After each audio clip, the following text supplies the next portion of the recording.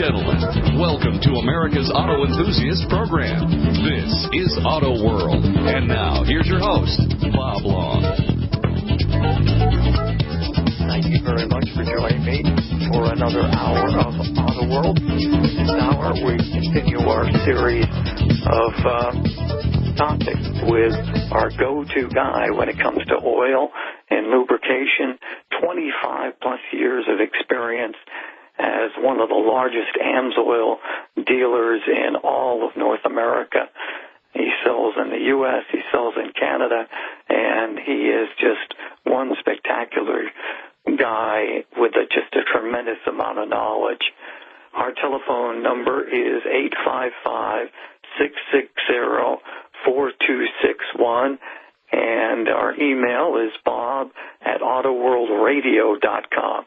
So keep those handy anytime throughout the show or anytime throughout the week. You can also shoot me an email, and I'll get over to Dan. Let's go right now to nearby here in the Orlando area of Florida and say hello to Dan Watson. Dan, how you doing? Hey, I'm doing good, Bob. You ready for this bit of cold weather sneaking into Florida? I should be. You know, I lived in Boston a long time, 45 years of my life in Boston, and I'll tell you the ironic part, since I've been down here, I can't take the cold as well as I used to. So I must have lost some of my New England resilience. Well, listen, my wife is from Chicago, and I've had her in the South all these years since I retired from the Navy, and she has no ability to take a Chicago winter, I guarantee you. I know. I don't miss the snow in particular I don't miss, but it's mighty cold for folks who are not used to it down here. It's interesting, when you're out doing errands, you'll see people wearing real winter jackets as if it was zero.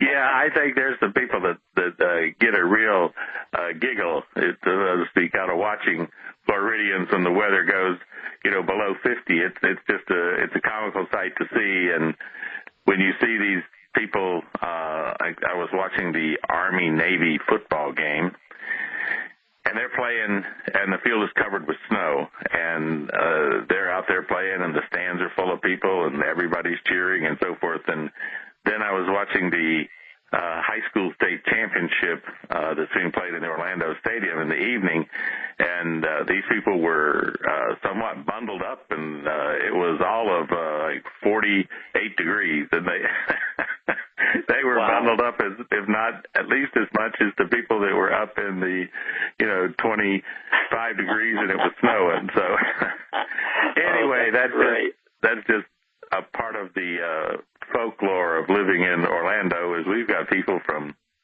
every part of the U.S. that lives here, as you know, and so it's common for Orlando people to even laugh at other Orlando people because they all come from such different backgrounds.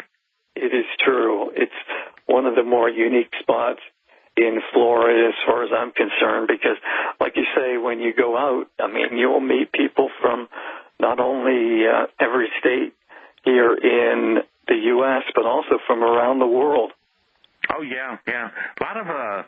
There's a lot of people from the British Isles, Irish, English, Scottish, that are in and around the resort areas, because a lot have either bought timeshare type places that they live in, or some actually just have second homes down and around Kissimmee and in the resort area. So, yeah, there's lots and lots of people, and it's as they'd say, a kaleidoscope of people. It's just there from everywhere, this part of Florida. So, well, let's see. Last week we had a caller from Arizona who brought up the subject of two-cycle oils. So why don't we start this week's edition by telling folks a little bit about two-cycle oils, and hopefully some folks will dial in at 855-660-4261. Well, Bob, it is an area which holds great interest for a huge number of people because there's so many two-cycle pieces of equipment around. Now, anybody that's got something two-stroke, they don't need an explanation. But just for our general audience, in these internal combustion engines, we have four-stroke and we have two-stroke, and that has to do with what we call the cycles in the cylinder that take place. In a four-stroke operation, you have to have an intake. Valve opens and the piston is going down and it is sucking in new oxygen-filled air into the cylinder, and then the piston gets to the bottom of the travel and the valve is shutting and the piston is starting up in what's called the compression cycle. Now, a couple ways you get fuel in on that intake, either by an injector or it comes in on the carburetor in with the air. Either way, you'll have a fuel-air mixture in the cylinder. Now up comes the piston. We're pressing it real hard. We get close to the top, and the spark plug sets off, and we have a controlled explosion. It's not really supposed to be an explosion. It's called a burn. If it was an explosion, it would just be a bang, and there wouldn't be any more power. But we want it to be a controlled burn. It expands that gas ball, puts tremendous pressure on the top of the piston, driving the piston down. That's called a power stroke. So we've had an intake, a compression, and a power. Now, at the bottom of that travel, here comes the piston back up. The exhaust valve opens, out goes the exhaust. That's four strokes there. That's a four-stroke. In a two-stroke, we have, starting with the piston going down, the piston it goes down and it sucks in air at the same time it's going down. It comes up, it compresses the air, you get the ignition, and it heads back down in the power stroke. So the two-stroke has a power stroke, twice as often as the four-stroke. So that's why when you see all of these smaller engines, and even in the outboard arena for boats, you'll have a smaller engine that has tremendous power because it has twice the number of power strokes, if you will, as a four-stroke would have in the same type of situation. So these two-strokes have been around a long time. They're very, very sophisticated engines. They're very powerful. Some of them are amazing. These new two-stroke engines coming from the Evinrude E-Tech line of outboard motors are just marvels of power and efficiency and low emissions. There was a time about 10 years ago that more like 15 years ago, we thought that the two-stroke engine was going to die because of air pollution standards. Well, the demise of the two-stroke engine was predicted prematurely because it is not going to happen. They have gone to sophisticated injection-type systems, and these things now can be made to burn very clean and meet even the California Air Resources Board requirements, which is quite an achievement for an engine that we literally have to mix the oil or the lubricant into the fuel. That's the original way. It's a little different than some of these newer ones, but you just never think of such a thing that you would have to actually mix your oil in the gasoline, and then that would have to go into the engine, and the gas would have to burn out, and most of that oil would burn out, but there'd be enough that would lubricate the moving parts, and then you would bring more in on the next intake stroke. The same thing, more gas and oil mixed. So I wanted to put that in on this first segment to get an idea of what we're talking about before we talk about how to lubricate it. So we'll be ready to talk about how to lubricate it when we come back. That sounds great. We'll take a pit stop and then more around the bend with Dan Watson, certified lubrication specialist. Don't go away. We've got lots of great information coming your way.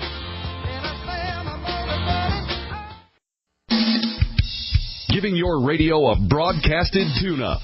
This is Auto World and your host, Bob Long. Welcome back, everybody. Thank you very much for joining me. We're live all across North America. Great radio stations, including WCFO in Atlanta, KPAM in Portland, Oregon. Everybody listening on KEYS in Corpus Christi, Texas. Everybody everybody listening to all of our great stations from coast to coast, border to border. It's that time for Dan Watson to be with us, and he is educating us in the fine art of lubrication. Dan is a certified expert. He's a certified lubrication specialist, and last weekend, towards the end of the hour, we got some questions about two-stroke oil. So, Dan, you've set the stage here and told us a little bit about how they work. Now, the question is, what do you use? Well, let's go back a little bit to understand the progression on these things. Years ago, in the early years, the early Evinrude motors go back to 1911 or 1912, somewhere in that time frame. These motors, they just poured regular motor oil into the gasoline, but they did it at a very heavy ratio. I'll get into ratios later, but at about a 16 or 8-to-1 ratio. In other words, if you put in 8 gallons of fuel in the tank, if it was 8-to-1, you'd put in a gallon of oil in there. So then you're talking about a real oil gasoline mixture going into the engine. And those things could have qualified in Florida as mosquito abatement equipment because they'd had so much smoke coming out of the exhaust pipe because they're trying to burn that oil. It ain't going to burn very well, so it just comes out as smoke. So they started in that direction, and they gradually tried to improve it, and we got better. And into the 60s, we began to develop real 50s, I should say, real two-stroke oil that was not designed to go in a 4-stroke gasoline engine, but really designed to go in these two-strokes. And what they had to do was actually change the additives that they put in the oil in order to get more protection out of the additives and use less oil so they could cut those mixture rates down. So we got into mixture rates of 32-to-1 and 40-to-1. And that means, again, that if 32-to-1, if I had 32 gallons of gasoline, I'd mix 1 gallon of this two-stroke oil with it. That'd be a 32-to-1 ratio. It's always gasoline ratio to oil. And the important thing is it started really developing additives to try to prevent the wear or scuffing of the piston ring against the cylinder wall. That's the hardest place in the two-stroke you're trying to do this. At the same time, you have to be careful about how much or what type of additives and what type of oil because you can just foul up the spark plugs and make real problems in these engines. So they're working on that, but their claim to fame is that they use a very heavyweight type additive mixed into the lighter weight oil so that these it's sort of like if you thought about it, the lightweight oil would be made up of golf balls. Mm-hmm. And they mix in a heavyweight lubricating oil that's got bowling balls in it. And so the idea is that those bowling balls will be able to withstand the heat of combustion and yet not go away, and they will be able to stay between the ring and the cylinder wall and prevent wear. So the idea came, put in a certain amount of these really big molecules, these big thick oil, like people might not understand this terminology, but a viscosity maybe of a 450 versus the typical viscosity, which might be a 20, okay? So those big bubbas are in there to give you guaranteed lubrication, but they don't burn. They don't burn hardly at all. So what you end up with is that as you're trying to exhaust this stuff, you end up with what's referred to as a carbon buildup because the unburned hydrocarbons, which is what the oil is, becomes carbon after it burns or tries to burn. So in the exhaust port, you're just building up this heavy concentration of stuff. And so we start going through what everybody's familiar with from down through the ages. You have to decarbon these two-stroke motors.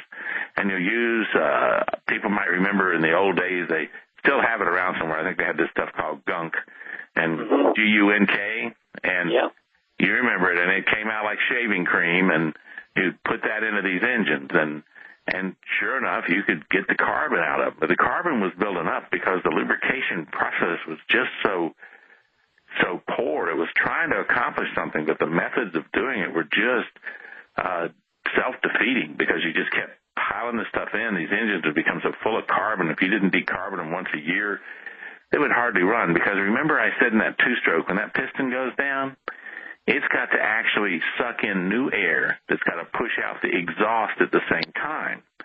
Well, if the exhaust port starts clogging up, it can't push that exhaust all out in the time period it's got.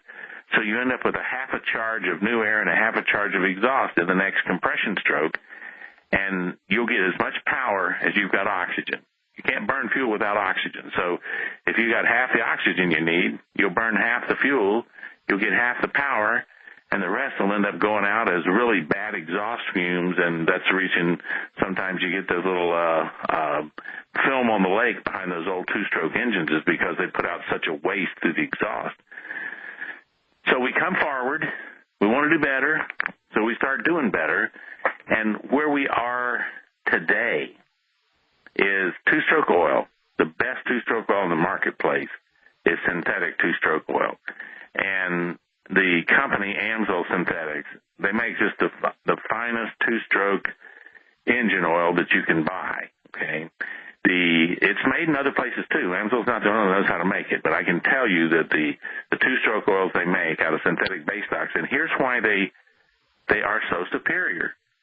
When I take the synthetic oil itself, it would provide about a 400% improvement in lubrication if it had no additives in it, if I just used it over compared to the petroleum. But the additives, the choice of additives in a high-quality synthetic like Amsoil Synthetic Two-Strokes, they use what's called an anti-wear package, which is made up of polymers. Okay, now, I don't want to go too deep in the weeds, but polymers are actually, you could think of them as pieces of plastic, okay? Mm-hmm. But these polymers are specially designed so that they will provide you just as actually better anti-wear than the heavy additives that was in the old oil, which were, by the way, zinc and phosphorus, the same kind of things we see in four-stroke oil. They wouldn't burn, but they would provide resting places for carbon and clog up the exhaust port, okay? But these polymers are designed so that they will provide enough protection, outstanding protection, and at the same time they will burn in the combustion process clean and go out the exhaust without leaving any residue in the exhaust. So when you make this synthetic engine oil, when we come back, I'll finish this because it's important to get down the 3 or 4 things that this is made out of and how it results in having a premium, high-quality two-stroke oil. Yeah, it's critical. Don't go away, everybody. Dan will be back with lots more. This is Auto World. But I'm so tired of crying, but I'm out on the road again. I'm on the road again. Hi, this is Jay Leno, and you're listening to Auto World with Bob Long. You better watch out, man, how you drive that Cadillac there. Dan Watson is with us live. He's our official lubrication specialist with more than 25 years of experience. Dan also worked in the Navy, where he was assigned to work on nuclear submarines, so he has a lot of great expertise in all areas of lubrication. Today we've been talking a lot about 2-cycle oils, 4-cycle oils, and this came as a result of a question from a listener last week. If you have any questions about 2-stroke oils, this would be a great time to get in. But you've done a really great job, as usual, Dan, in setting the stage. Now tell us more about how to deal and how to choose the proper oil. Well, when I was talking about why you go with synthetic in these 2-stroke engines, it's because if ever there was a clear-cut difference, just a vast difference between the quality of 2 products, it would be the 2-stroke synthetic versus the 2-stroke petroleum. One is really not even adequate to do the job it's trying to do and creates multiple side problems.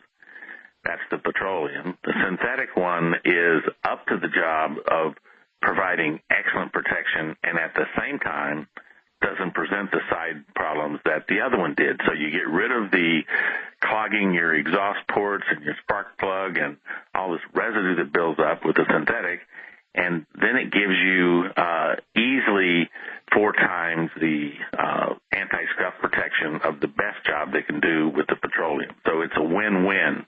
Better protection, cleaner operating.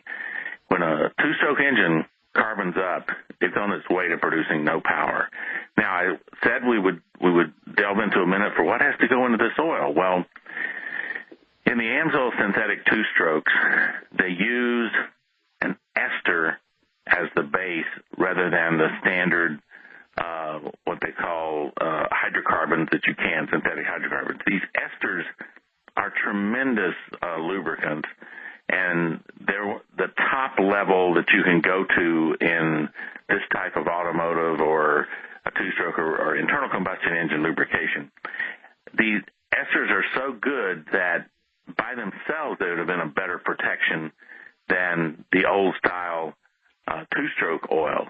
But you take and use this ester base and then add to it some, let's just call them space-age polymers that will provide such intense protection, and then that will burn up in the couple of thousand degrees of the internal combustion process.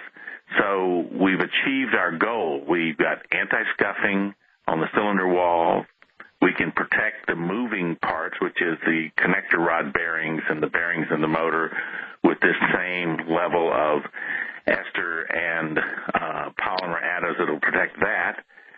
And we do this while maintaining ultimate cleanliness in this engine. So we have gone from the Stone Age to the Space Age in a matter of developing a superior product.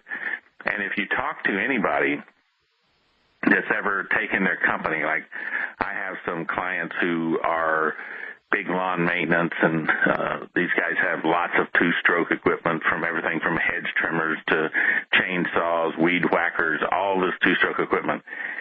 And they have had trouble keeping the stuff running. They've had to take them apart and clean them, all types of things. And when they shift over and go to this synthetic two-stroke, AMSOIL synthetic two-stroke, their maintenance demands go down just absolutely astronomically. They go down. The day-to-day maintenance goes away.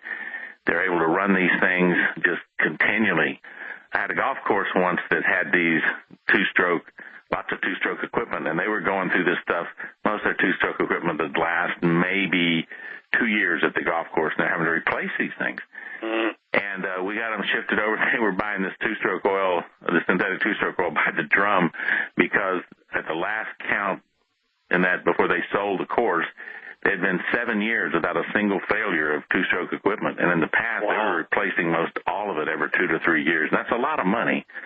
So just trying to make sure our listeners out there understand, you got two-stroke equipment. A lot of you guys right now are enjoying the fact that the snow is on the ground. And, Bob, you know you came from up in Boston, but up around Superior, Wisconsin, where AMSOIL's located, snowmobiling is probably the highlight of the year.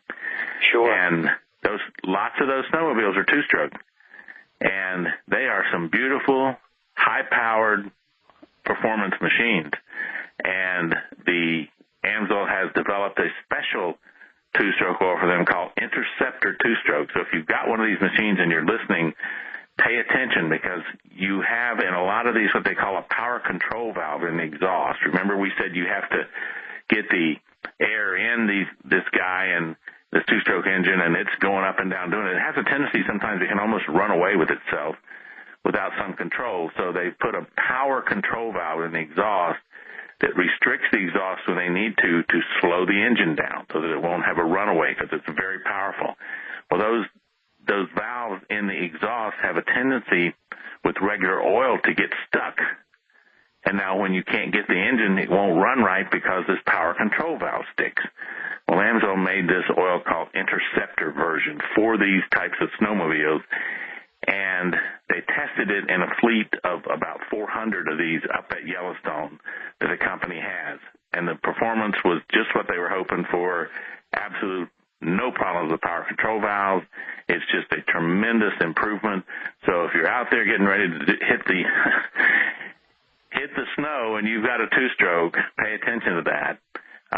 It is very important. These two-stroke engines are marvelous. Like I said, these Evinrude E-Techs I was talking about, Bob, for these outboards, just people are not familiar with them. If you have a boat, just go online and look at these motors. They are unbelievable, powerful engines of this new direct injected type engine. And they actually have in their control circuitry that you have to change a thing for the computer if you're going to try to run regular conventional petroleum two-stroke oil. Because if you do that, all of their certifications disappear. They no longer meet the California Air Resources Board. They don't meet all of these pollution controls. But you can set your machine to run on that. They don't recommend it. In fact, they have a very expensive 100% synthetic two-stroke that they recommend for that application. And by the way, the Amsoil HP Marine two-stroke carries that certification and doesn't cost nearly what that oil costs. It's a much, much better price. So just good stuff to know in the two-stroke world. And one other thing on two-stroke oil and engines, you shouldn't run the same two-stroke oil that you would put in your outboard motor in your chainsaw. People go, why not? They're both two-strokes. Well, one is air-cooled and runs at elevated high temperatures. That's the chainsaw. In that two-stroke outboard motor, they put a thermostat in it, but that's to keep it from getting too cold. You've got so much water flowing through that coming out of the lake, river, ocean, wherever you're getting your source of water. It pumps that water through that engine at such a rate that you're trying to keep the engine over 150 degrees, that it won't run below 150 degrees. So the thermostat is just opposite. It keeps the engine up in temperature rather than letting it get too cold. And in that air-cooled chainsaw, weed whacker, whatever it is, you can be running 220, 240 degrees comparatively to that 150 we're talking about for the outboard. So you have to tailor your two-stroke oil for the temperature range that it's going to run in. That's important to get the best performance and the best life out of the equipment. So when you go to buy something for your two-stroke equipment, if you've got an outboard motor and you've got some other equipment around your place, make sure that you buy outboard two-stroke or injector two-stroke for that application, and that you buy weed whacker oil for the other application. Very good. Lots of very valuable information from Dan Watson. Well, we're going to step aside, and when we come back on the other side, more with Dan.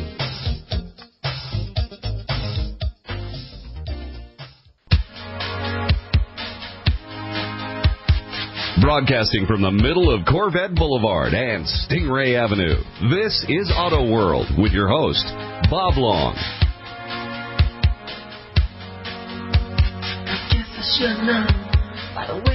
Welcome back, everybody. Thank you very much for joining us here on Auto World. We've been talking a lot about two-stroke engines and the best oil to use in those with our great guest. He is Dr. Oil, as far as I'm concerned, certified lubrication experience of more than 25 years, certified lubrication specialist, Dan Watson. And we should remind everybody that lots of good stuff can be found at thelubepage.com. And don't forget about those YouTube videos, because once you start looking at them, it's hard not to go on to the next one. You did such a terrific job with those videos. And as you said a few weeks back, you're planning on doing a few more.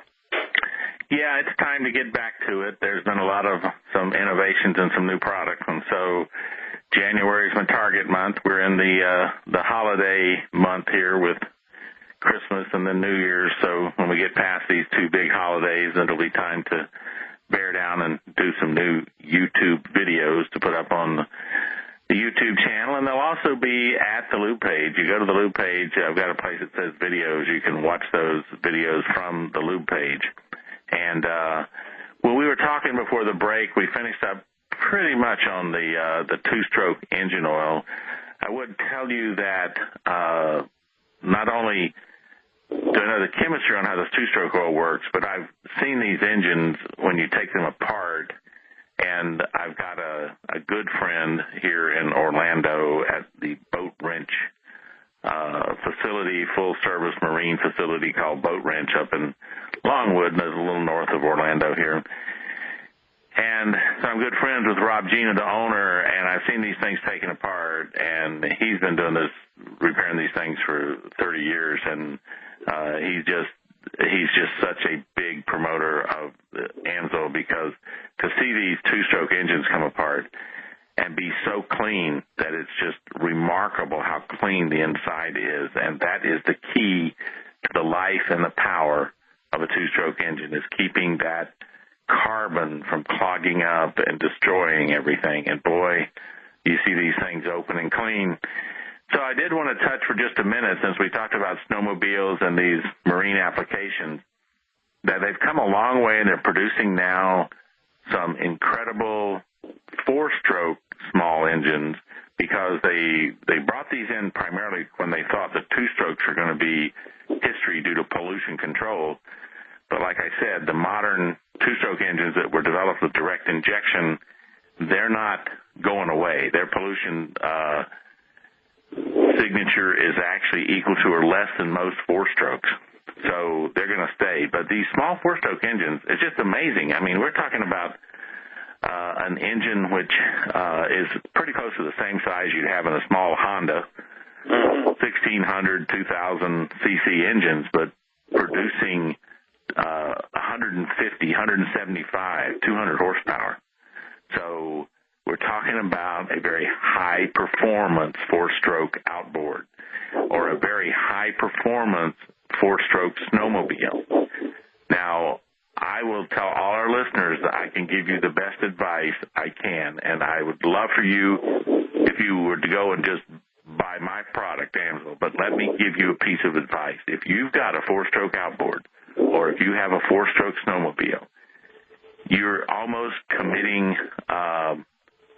engine homicide if you don't run a high-performance synthetic engine oil in those motors. You just have to do it. They are so powerful and so set up to run and produce for you such fine performance running that snowmobile at 50, 60 miles an hour down through the snow blade, wherever you want to go, or pushing that outboard out there with a nice big 26, 28-foot Grady White fishing boat in front of it, and you got two of these 200 horsepower four-strokes behind it, and what do you want them to do? You want them to run at 5,000 RPM, and you want them to run now, and you want to run across the ocean for the next hour and a half at 5,000 RPM. Try that with your 1,600 cc Honda going down the road and see how long it lasts. Won't last very long. So you've got to provide the lubrication for these high-performance four-stroke motors that have been developed. They will give you great service. They weigh a little more than the two-stroke for the same horsepower. The two-stroke still has the best horsepower ratio for weight.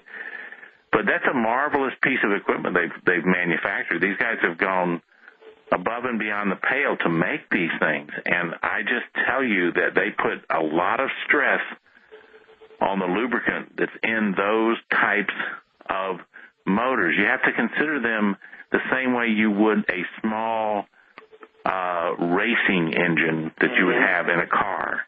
And you can't go short on what you do in a small racing engine, or you're going to wear that thing out in a hurry. So you've got to take care of those high-performance, tremendous high-performance four-stroke snowmobile engines and outboard motor engines. Now, again, I know the AMSOIL line back and forth, and there are some other oils available, no problem. But I know there is oils to match the exact application for these high-performance four-strokes, whether they come in a snowmobile, an ATV, a UTV, or in an outboard. And that's because the AMSOIL guys that I know well, they don't believe that one shoe fits all. So they have tailored oils to match these exact performance requirements for these engines so that they can guarantee those engines are going to be well protected. They're a little bit different because, again, that outboard has water. It's water cooled, lots of water. Some of the 4-strokes in these high-performance applications are actually air-cooled. Some others in small conditions are water-cooled, but they all have different operating parameters that you have to tailor the lubricant that it will be the best possible fit for that application. And then in some cases, you change you blend the base stock with PAO and esters, and then you put in a particular type of additive package for that application.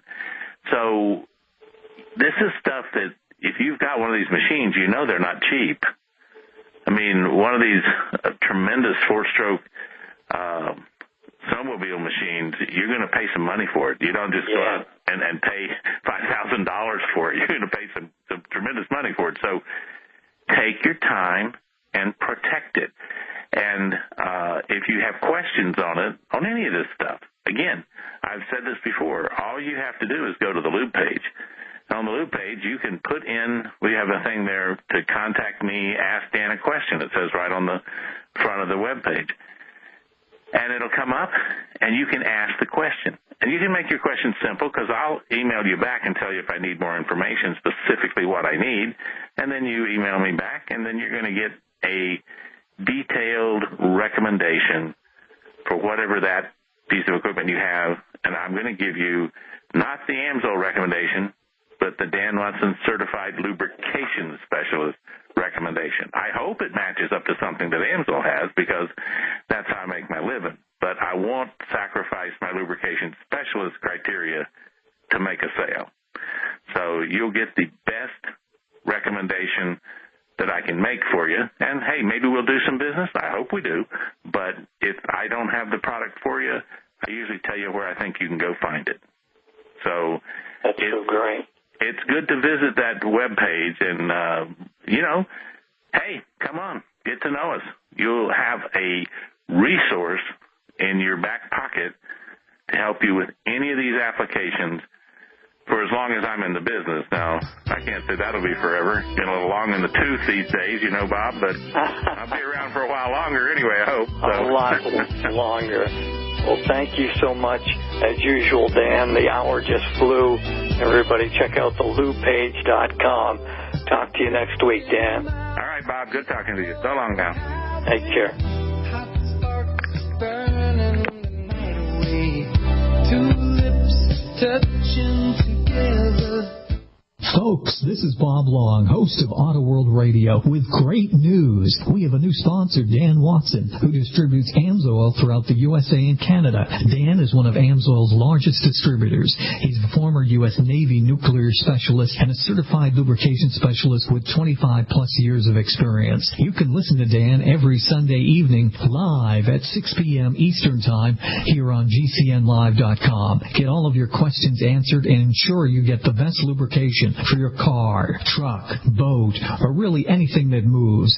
In 1972, AMSOIL pioneered synthetic lubrication, and AMSOIL continues to provide the best lubrication money can buy. Get the best advice for the best results. Contact Dan at thelubepage.com. That's thelubepage.com. Or call 800-370-2986. That's 800-370-2986.